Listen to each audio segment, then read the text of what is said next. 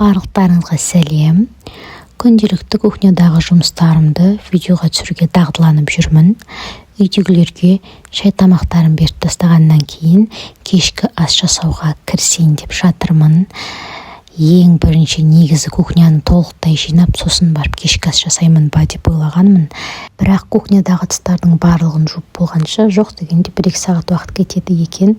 Сол үшін де ең бірінші кешкі асқа жасау керек тамақтардың барлығын жасап, одан кейін оны газға қойып, сол пісіп болғанша кухняны жуып тастайын деп ойладым. Бүгін бізде кешкі асқа манты. Негізі күн сайын манты сияқты қиын тамақтарды пісіре бермеймін, себебі кішкентай қызым бар. Егер кішкентай қызымды күйеуім ұстап жүрсе, немесе атам ұстаған уақытта ғана осындай қиын жасалатын тамақтарды жасай аламын. Себебі қызым жыласа, әрине еміземде отыра қалам. Бүгін бізде манты тестісін жасап ұйытып қойдым. Негізі осы ұйыту деген сөзді келін болып түскенде бірінші рет естідім. Қамырдың ұюы дейді екен. Қамырды 5-10 минутқа қойып қоюды, чтобы ол дұрыс жайылу үшін. Енді фаршты ет тартқыштан өткіземін.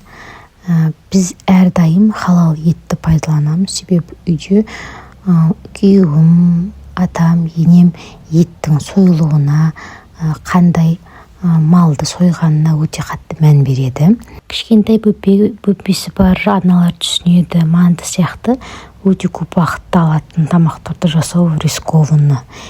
Себебі балаң оянған уақытта немесе емізу керек кезде бүкіл уақытың соған кетеді да, кухняң шашылып жатады, кухняның барлығы ұн болып, скорее всего, сосын тамағың уақытта дайын болмайды. Бірақ сонда да бүгін рисковать етіп манты жасайын дедім, себебі қызымды күйеуім ұстап жүр, және үйде атам бар. Күйеуім кетіп қалса, атам қарайды. Ал енді үйде ешкім жоқ кезде мен бұндай қиын жасалатын тамақтарды жасай алмаймын. Әрине, обычно либо макарон, либо күріш жасаймын.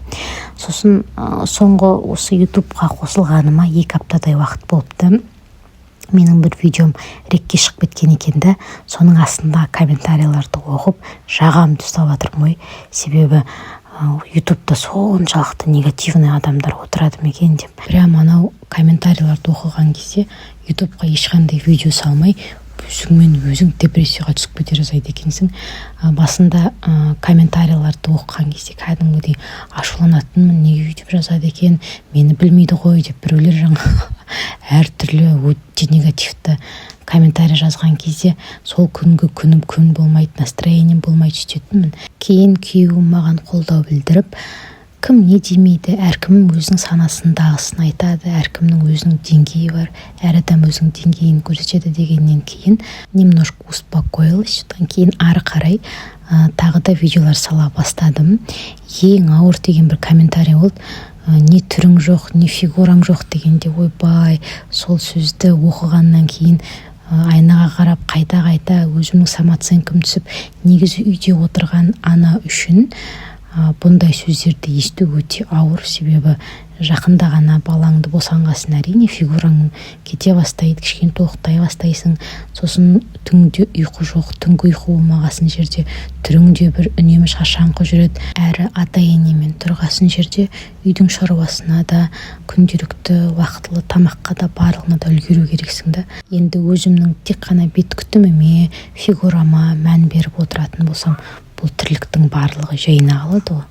Сондықтан, құрметті оқырман, емізулі баласы бар декреттегі анаға негативті комментарий жазбаңыздаршы. Соңғы партия мантыларымды дайындап болғанша, бірінші, екінші партия уже пісіп қойған екен. Енді тез кухнядағы ыдыстарды үйдегілер тамаққа келгенше жуып тастауым керек. Осы манты жасағанда ең көп уақыт алатын тесті елу, примерно маған деген 2,5 сағат уақыт кеткен екен. Осы уақытта қатты мазасызданбаған менің қызыма рахмет. Мантым піскеннен кейін үйдегілерге бірден тамақтарын бердім. Өте дәмді шыққан. Сіздер де кешкі асқа манты жасап үйіңіздегілерді қуантып қойыңыздар. Келесі кездескенше барлықтарыңызға сәт сәттілік, сау болыңыздар.